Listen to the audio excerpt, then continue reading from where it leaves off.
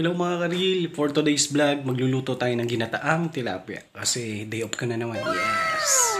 So, simulan na natin mga karil. Let's do this!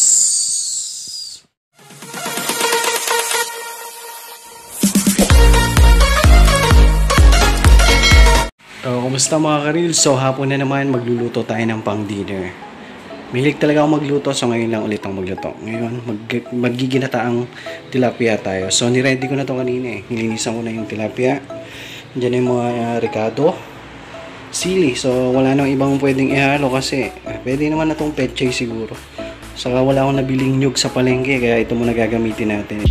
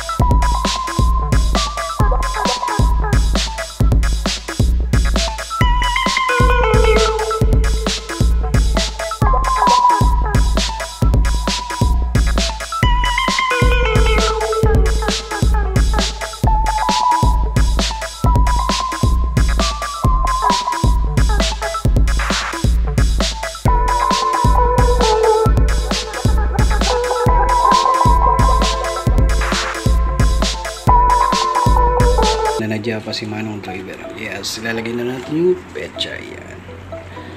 Yan. Yes, ayan. Lagay natin yung pechay. Malinis pa yung kamay ko kasi may mag-react. Pero tingin pa rin. Yan. Yan na guys.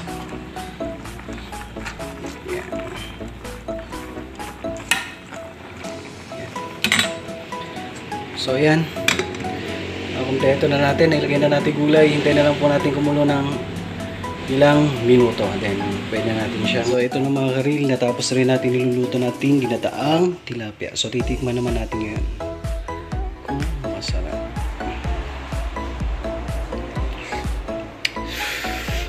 Suabe ang lasa, parang yung unang tikim mo ng unang halik niya. Yes, sabi mga nililigawan dyan, pagluto nyo, diba? Malay mo, Gawin kang kusinero sa bahay na nila. Yes! Salamat sa pagsama sa akin mga karil. See you next video. God bless.